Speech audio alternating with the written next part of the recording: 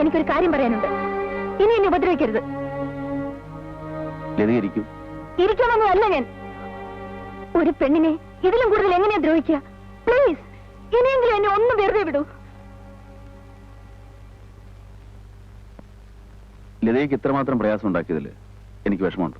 ഒരു കാര്യം പറഞ്ഞേക്കാം, ഇപ്പോൾ നിങ്ങൾ എന്റെ മേലധികാരിയാണ്, സമ്മതിച്ചു. പക്ഷേ ഈ എന്നെ വിലക്കെടുക്കാമെന്ന് കരുതണ്ട.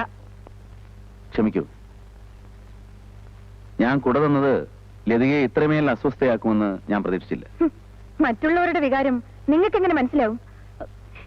നിങ്ങൾ... ഞാനൊന്നും പറയുന്നില്ല. ലതികേ, ഞാൻ നിന്റെ മേലധികാരി എന്നതിൽ കവിഞ്ഞ് ഒരു പുരുഷനാണ്.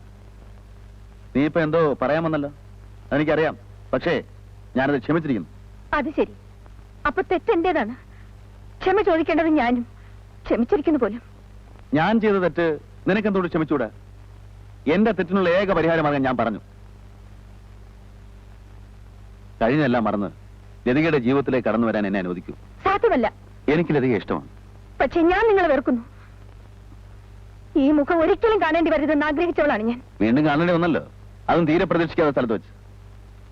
നീ എന്റെ ഭാര്യയാണെന്ന് ഞാൻ പരസ്യമായി പറയാൻ പോവാൻ. പറയൂ. ആ നിമിഷം ഞാൻ ഇല്ലാതാവും. നിങ്ങൾ ആഗ്രഹിക്കുന്ന എന്റെ ശരീരമില്ലേ, അതിനാവശ്യക്കാർ ധാരാളമുണ്ട്.